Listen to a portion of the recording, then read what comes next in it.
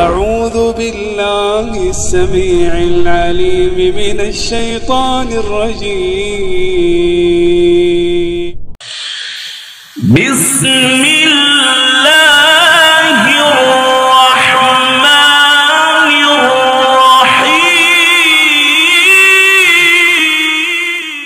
السلام عليكم ورحمة الله وبركاته. بسم الله الرحمن الرحيم. الحمد لله والصلاة والسلام على رسول الله وعلى آله وصحبه ومن والاه وبعد. قابل احترام بھائیوں، بزرگوں، اسلامی ماؤں اور بہنوں، اللہ سبحانہ وتعالی نے ہمیں کیوں پیدا کیا ہے؟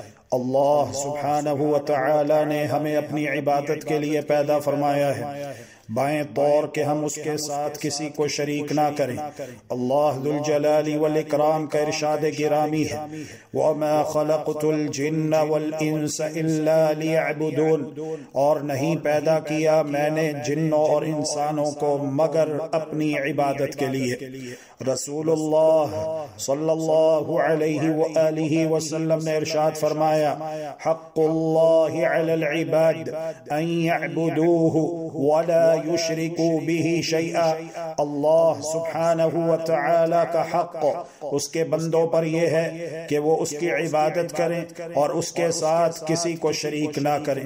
واللہ تعالی ولی التوفیق والہادی الى سواء السبیل، وصلی اللہ وسلم علی نبینا محمد وعلى آلہ وصحبہ اجمعین۔